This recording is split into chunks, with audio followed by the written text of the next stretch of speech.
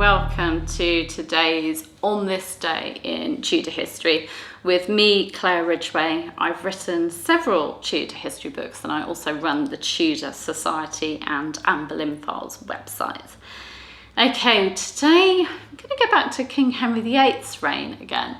For on this day in Tudor history, the 17th of August 1510, so very early in Henry's reign, in fact just over a year after he'd come to the throne. Of course, he came to the throne in April 1509. His father Henry VII's former chief administrators, Sir Edmund Dudley and Sir Richard Empson, were beheaded on Tower Hill after being found guilty of treason. Sir Edmund Dudley, father of John Dudley, Duke of Northumberland, and grandfather of Robert Dudley, Earl of Leicester, had served King Henry VII as a Privy Councillor, as Speaker of the House of Commons, as President of the King's Council as well. His colleague, Sir Richard Empson, had served the King as Speaker of the House of Commons and Chancellor of the Duchy of Lancaster.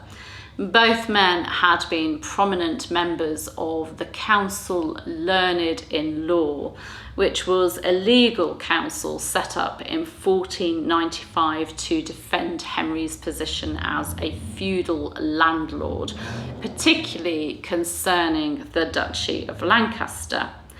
Empson became Chancellor of the Duchy and President of the Council Learned in 1504, and Dudley's biographer S.J. Gunn writes of how his accounts from the period 9th of September 1504 to May 1508 suggest his role was to manage the King's use of a miscellaneous range of opportunities for financial exploitation of his greater subjects.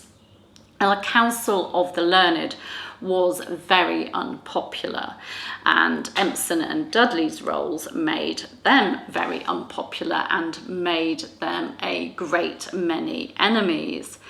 Both men were arrested on the 24th of April 1509, so just 3 days after Henry VII had died and his son had come to the throne.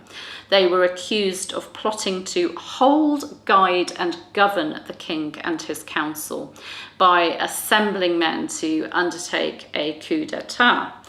Now, this is unlikely to have been true, and historians don't believe that at all, and they believe that the men were actually made scapegoats for King Henry VII's unpopular financial measures, because of course these unpopular financial measures couldn't be the king's idea. He had to have been having bad advice from evil councillors, so let's blame Empson and Dudley. As I explained in my talk on Edmund Dudley, which was on the 18th of July, although Dudley pleaded not guilty to the charges, the commission found him guilty and he was sentenced to death.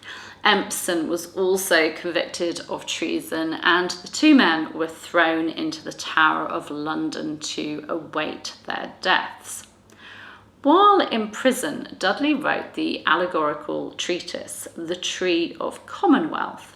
Now, he wrote this in the hope of gaining favour with the new king, Henry VIII. In it, the tree of polity or government was supported by its roots, which were the virtues of godliness, justice, truth, concord and peace. And it was a sort of manual of advice for the new king, but it is doubtful really that the new king ever actually read it.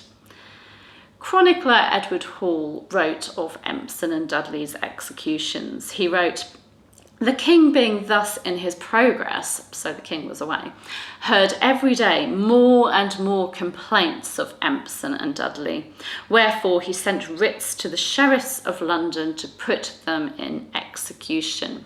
And so, the 17th day of August, they were both beheaded at the Tower Hill, and their bodies buried, and their heads." And the remains of these two men who had served the previous king so loyally were buried in the London Whitefriars. So Henry VIII was on progress at the time away, but kept hearing, of complaints against these men, and so decided that it was time to execute them and get them out of the way. I agree with other historians that these two men were scapegoats for Henry VII's, his taxation and financial measures. Here was the new king, Henry VIII, making a statement by getting rid of these men, making a statement that his reign was a new start. He was going to be different to his father. So quite a statement to make. So a sad day for Empson and Dudley, and of course their families. So a bit gloomy, that one, but I thought it was good to draw attention to this on this day in Tudor history event, the execution of these two men, because they did serve their king loyally. You can subscribe to this channel by clicking round about there. You can hit the bell to be notified as videos go live, which they do on a daily basis. So I will be back tomorrow with another Tudor history goodie for you. I'll see you then. Take care.